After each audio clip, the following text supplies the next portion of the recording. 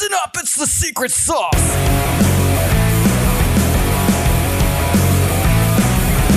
So what's something that is working well for your business right now that owners can implement into their business to help them improve their business? Thanks. I like that you put it in quotes. I mean, I like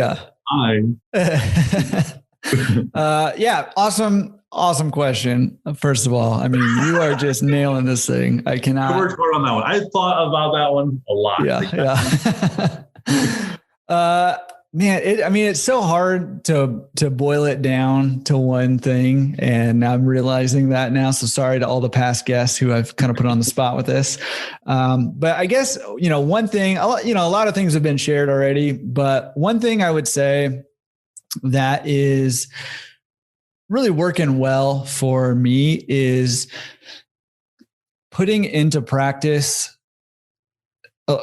modeling some of the things that these, what I would consider top operators are doing. So trying to be, provide the most value to your like always looking for how to, make it easier to do laundry. I love one of the things Elizabeth Bricken Wilson said a couple episodes ago is she said, Laundromat is an extension of your customers' homes. And that really stuck with me. I was like, man, I never really thought about it like that, but how do I make it feel more like an extension of their homes, which makes it feel, just a little easier to come do laundry and a little more enjoyable to come do laundry and a little bit, more comfortable to come do laundry. And so I've been saying this at the end of episodes and probably people turn it off before I do my little thing at the end.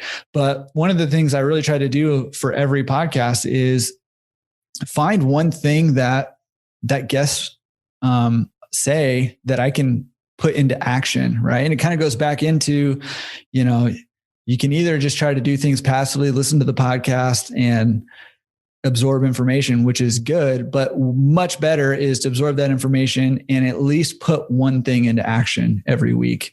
And that's really what I'm trying to do. So whether that's trying to make it, more homey for my customers, or whether that's trying to be top of the market, VIN prices, but also top of the market value for my customers, or whatever the case may be. There's been a ton of lessons that I've taken away from these guests, but it's really putting it into action is the secret sauce, I think. So a serious question I have is what do you use to determine what you think is a top operator? And the only reason I ask that is, I used to be on the CLA forums a lot, and I used to be on different things. And there's a lot of people giving advice out there, but I always had in the back of my head, I'm like, is this somebody I should actually be taking advice from?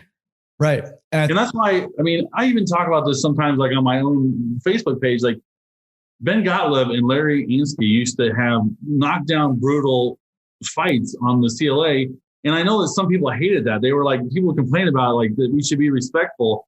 But in all seriousness, I got I was brand new when those were going on. And I got the most out of those because you had two opposing views and you had two people articulating exactly why they had opposing views and doing a really good job. And I honestly appreciate that more. And that's why even on my Facebook group, the Laundromat Owners Only, people will ask, is this allowed? You can attack anybody within reason. Let's not be ridiculous, but attack people's ideas, attack their thoughts. I would say on our Facebook page, it's welcomed. Be respectful. Don't just attack someone personally or whatever. But if you have an idea that they want to attack, I think you should pick it apart. Let's discuss it. Let's find out what is the best way to operate.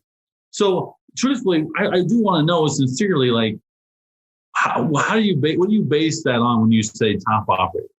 Yeah, I think it's a great question, first of all. And I think you're nailing it head on because anybody can say anything, right? Especially online these days. You don't know who's given what advice. But for me, first of all, the podcast gives a unique perspective because I'm interacting with somebody real time and I'm getting to really know them and I can ask them questions, interact with them. If it's a forum post or something like that, it's a little easier to hide behind jargon or whatever, behind attacks or whatever.